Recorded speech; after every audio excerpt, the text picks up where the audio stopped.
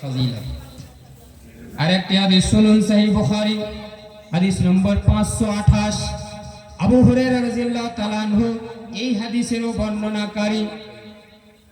তিনি বলেন যে আমি নবী সাল্লাল্লাহু আলাইহি সাল্লামকে বলতে শুনলাম, নবী সাল্লাল্লাহু আলাইহি সাল্লাম আমাদের সাহাবায়ে কেরামদেরকে সম্বোধন করে বললেন, আরাআইতুম লাউ আন্না নাহরান বিবাবি আহাদিকুম ইয়াগতাসিলু ফীহি কুল্লা ইয়াউমিন খামসান। হে সাহাবায়ে কেরাম, তোমাদের মধ্যে যদি কোনো ব্যক্তির বাড়ির সামনে, নিজের বাড়ির দরজার সামনে যদি একটা পুকুর থাকে এবং সেই পুকুরে ওই ব্যক্তি, তুমি বা কোনো ব্যক্তি যার বাড়ির সামনে পুকুর রয়েছে, ওই ব্যক্তি যদি সেই পুকুরে ইয়াগতাসিলু ফীহি কুল্লা ইয়াউমিন খামসান, প্রত্যেক দিন যদি 5 বার স্নান করতে যায়, 5 বার গোসল করতে যায়, মা তাকুলু যালিকা ইউবতি মিন দারানিহি। এই সাহাবায়ে কেরাম বলো, সেই ব্যক্তি যদি 5 বার স্নান করতে যায় তাহলে তার শরীরের মধ্যে কোনো জায়গায় ময়লা থাকতে পারে।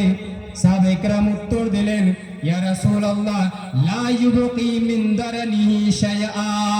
যদি কোনো ব্যক্তি একটি পুকুরে গিয়ে 5 বার স্নান করে, 5 বার গোসল করে, তাহলে নিশ্চয় তার শরীরের মধ্যে কোনো ময়লা থাকতে পারে না। নবী সাল্লাল্লাহু আলাইহি সাল্লাম আগে বলেন, ফাযালিকা মিসলুস সালাওয়াতিল খামস, এই হচ্ছে 5 ওয়াক্তের নামাজ কায়েম করার উদাহরণ।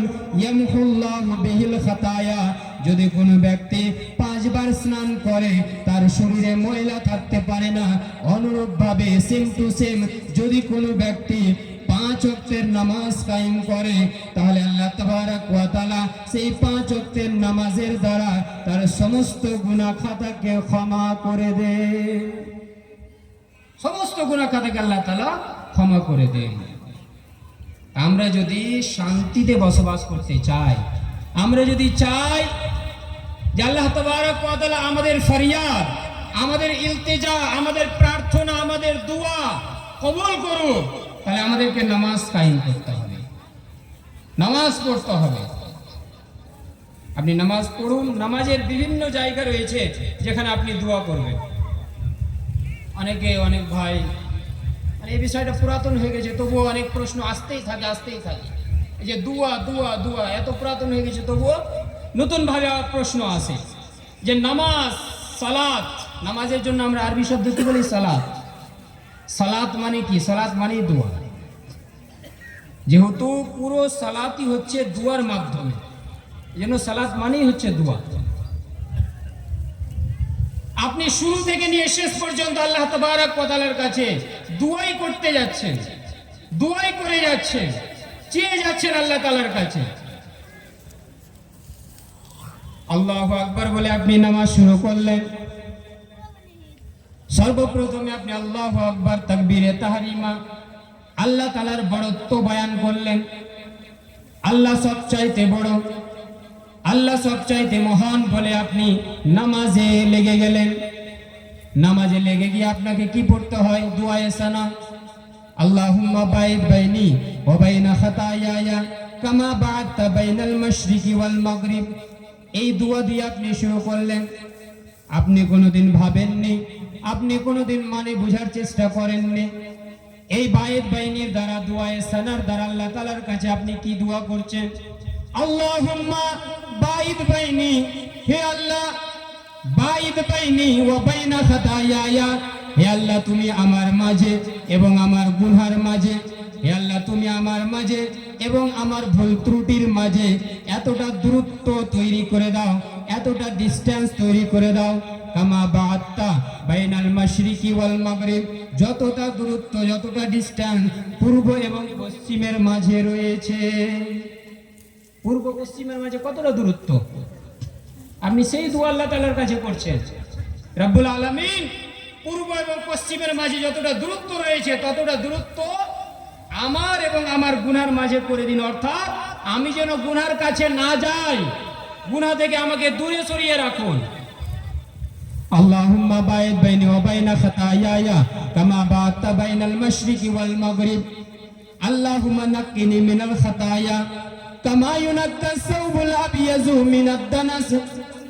আবার আপনি দোয়া করছেন আল্লাহুম্মা নাক্কিনি মিনাল খাতায়া, হে আল্লাহ তুমি আমাকে গুনাহ থেকে পরিষ্কার করে দাও।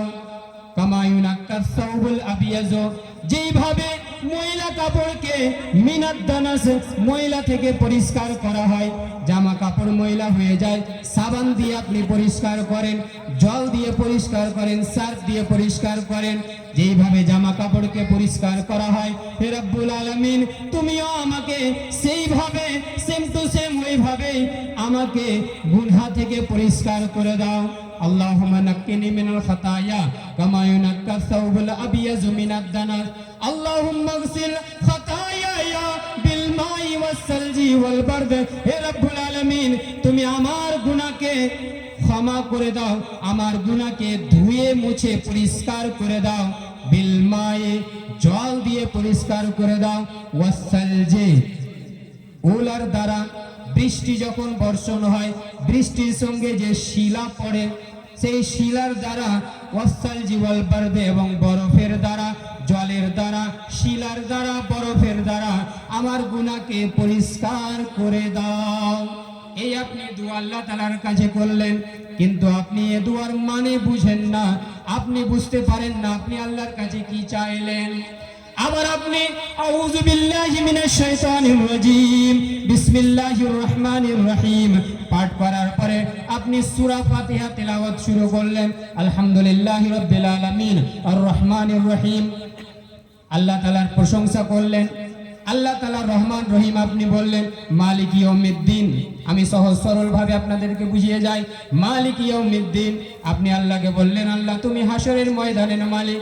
ইয়াকা নাবুদু ওয়া ইয়াকা নাস্তাঈন, আপনি আল্লাহর কাছে স্বীকারোক্তি করলেন ইয়াকা নাবুদু, হে রব্বুল আলামিন আমরা তোমারই ইবাদত করি, ওয়া ইয়াকা নাস্তাঈন এবং তোমার কাছে সাহায্য প্রার্থনা করি।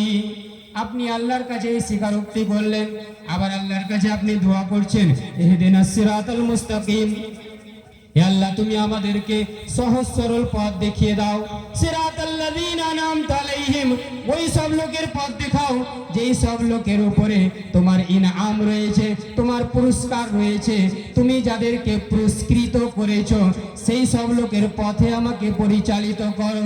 গায়রিল মাগযুবি আলাইহিম ওয়ালাদ-দাল্লিন, ওই সব লোকের পথে পরিচালিত করো না যাদের উপরে তুমি নারাজ, যাদের উপরে তুমি অসন্তুষ্ট, এবং ওই সব লোকের পথেও পরিচালিত করো না যারা পথভ্রষ্ট, যারা শরীয়ত থেকে দূরে সরে গিয়েছে, পথ বিচ্যুত হয়ে গিয়েছে। আল্লাহর কাছে আপনি দোয়া করলেন, দেখেন। কিন্তু আমরা অনেকে, বেশিরভাগ অধিকাংশ মানুষ বুঝি না যে নামাজের মধ্যে আমরা কি চাইছি। যখন আপনি এই মানেগুলো, অর্থগুলো বুঝে আপনি নামাজ পড়বেন, সূরা তেলাওয়াত করবেন, দোয়া পড়বেন,